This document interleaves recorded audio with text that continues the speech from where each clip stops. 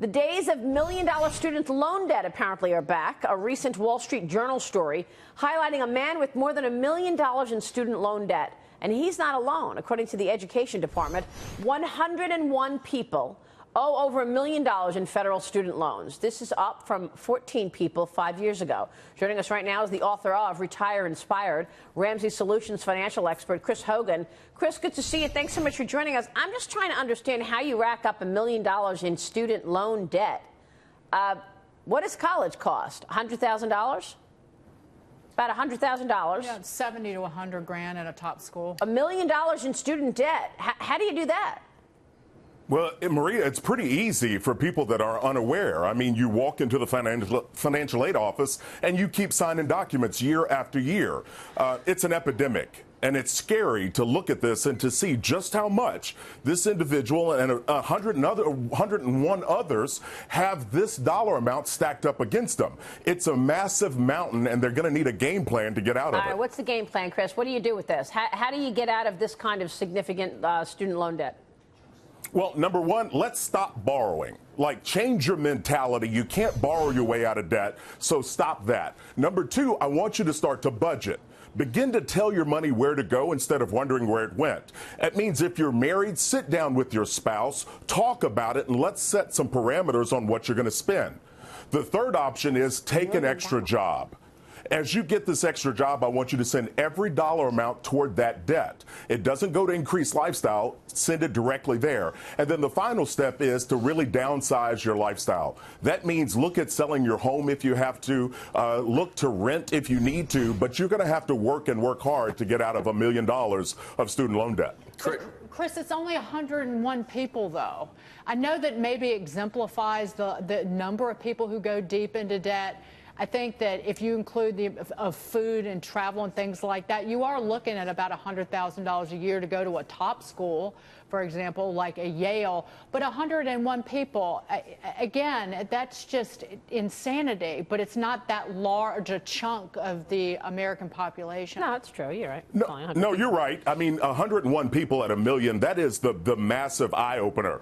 But the average person has around $39,000 in student loan debt. To me, $1 is too much. There's so many ways you can go to school without going into debt. You can work while going to school at night. You can get scholarships and grants. You can even go to community college to be able to get these classes done cheaper. People just need to look and understand that signing loan documents is not the way. Yeah, let's just point this out. The guy went to a private college, USC, which everyone there is overpaying. I'm a Sun Devil, I know that, because I went to public school and I got a better education. Let's go Devils. Okay. But also, he's an orthodontist, right? So you have these people that have tons of debt, but they're also in these professions where they're making over $200,000 a year, and they conscientiously knew that, and this is the path that they chose. I don't know if people consciously knew it or not, but the reality is that once you get out of school, these loans are effective and you have to start paying them. Plus, you also have to live. If you're married and you have a family, you've got people to take care of. It goes back to being aware how money works and the requirement. So I think as parents, we can help our young people by starting to help them to make some decisions. Don't pick a school based on a mascot. Let's pick a school based on what you can afford to pay cash for. Well, some of these parents, too, have taken on a lot of this student debt to help with undergraduate bills for these students. I think part of the problem, though, too, is the U.S. government. Back in 2005, they made a law making credit a lot more easy to get, and that just allows these universities and colleges to jack up tuition fees. Well, we can look at it and we can blame the government, but I think it starts at home. I think parents have to educate young people to help them make wise decisions, which means parents themselves have to be educated.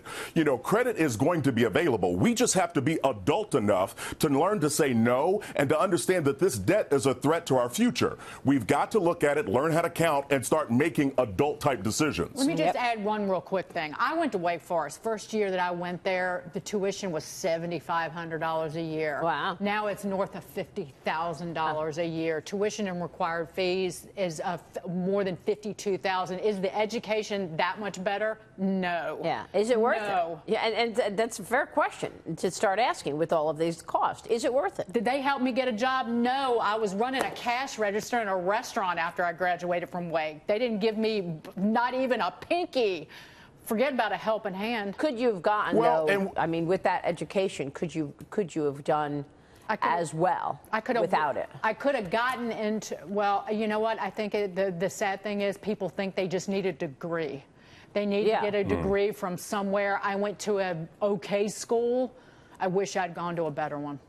It would have been worth the money. Anyway. Chris, this is the conversation happening because of the cost. You have to question, is it worth it? What you really do, you have to step back and look and think, is it a wise decision based on the career path that I want to go? I know lots of people that are making six-figure incomes that did not go to college. So it really boils down to having a plan.